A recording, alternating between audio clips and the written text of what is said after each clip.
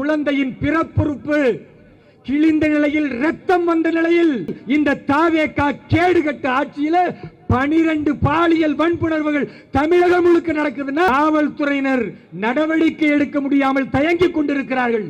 ஏன் தெரியுமா? பெண்கள் பாலியல் வன்முறை நடக்காது, குழந்தைகள் கற்பழிப்பு நடக்காது. விஜய் சினிமால காட்டுற மாதிரி அவர் ஆட்சியை செய்வார் நம்பி உங்களுக்கு ஓட்டு போட்டாங்களே. உங்கள் ஆட்சிக்கு இறுதி எச்சரிக்கை.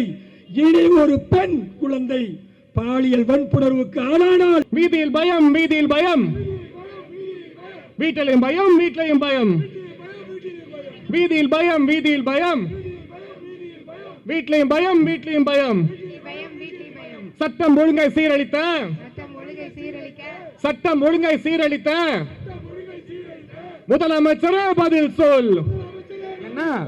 ஒரு 3 வயசு குழந்தையை அவன் கற்பழிச்சு கொள்றான்னா அந்த மருத்துவரிடத்தில் கேட்கும் பொழுது சொல்றோம், மருத்துவர்கள் சொல்லுகிறார்கள் அந்த குழந்தையின் பிறப்புறுப்பு கிழிந்த நிலையில் ரத்தம் வந்த நிலையில் கொடூரமாக அந்த குழந்தை கொண்டிருக்கிறது என்றால் 3 வயசு குழந்தை அதே நாளில் கொல்லப்படுகிறது பாலியல் வன்புணர்வு. இதே பூந்தமல்லியில 7 வயசு குழந்தை பாலியல் வன்புணர்வால் கொல்லப்படுகிறது. தொடர்ந்து ஒரே நாளில் இந்த தாவேகா கேடுகட்ட ஆட்சியில 12 பாலியல் வன்புணர்வுகள் தமிழகம் முழுக்க நடக்குதுன்னா மௌனம் காக்கக்கூடிய திரு ஜோசப் விஜய் அவர்களே, இன்னும் எத்தனை பேரை பலி கொடுத்த பிறகு உங்களுடைய மௌனத்தை கலைப்பீர்கள்?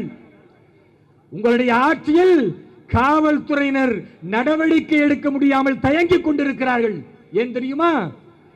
இந்த பெண்களை தொட்டால் தொட்டவன் மீது புல்லட் பாயும், என்கவுண்டர் நடக்கும்.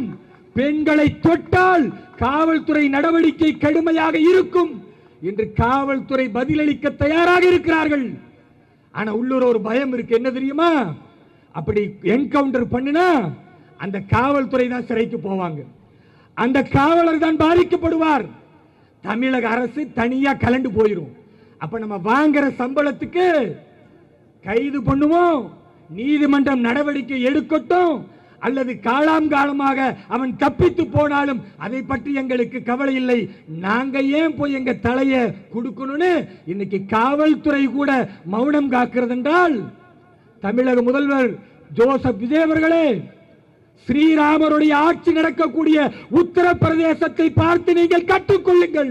ஒழுக்கம் இல்லாதவன், மிருகத்தனமாக இருக்கவன், நம்முடைய பெண் பிள்ளைகளை பாலியல் வன்புணர்வுக்கு தூண்டுகிறவன் எவனாக இருந்தாலும் அவன் நெற்றியில தோட்டா பாயும் என்ற நிலையை தமிழக முதல்வர் திரு ஜோசப் விஜய் எடுத்தால்தான் நீதி கிடைக்கும். ஆனா ஜோசப் விஜய் அவர்களுக்கு ஏன் ஓட்டு போட்டாங்க பெண்கள், இளைஞர்கள், இளைஞிகள் ஏன் ஓட்டு போட்டாங்க? அவர் படத்தை பார்த்தாங்க. அவர் படம் தெரியும், ஒரு படம் போலீஸ் கேரக்டர், ஒரு பெண்ணை பாலியல் வன்புணர்வு செஞ்சிருப்பாங்க. அந்த வன்புணர்வு செஞ்சவன பழி வாங்குற கேரக்டர் தான் விஜய் கேரக்டர்.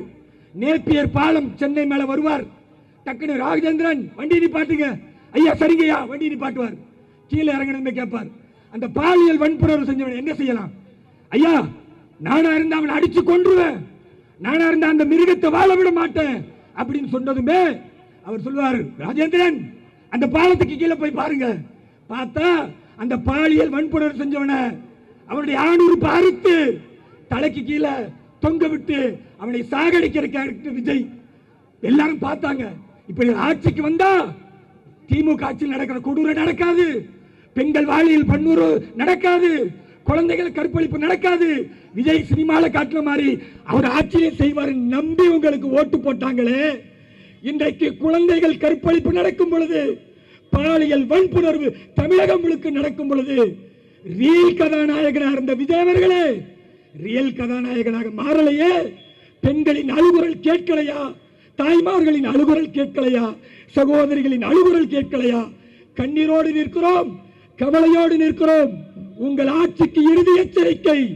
இனி ஒரு பெண் குழந்தை பாலியல் வன்புணர்வுக்கு ஆளானால் பாரதிய ஜனதா கட்சி இன்னும் அதிக மக்களோடு, இன்னும் மிகப்பெரிய ஆளுமையோடு உங்கள் ஆட்சியை முடிவுக்கு கொண்டு வருவரை போராடுவோம், களத்தில் நிற்போம்.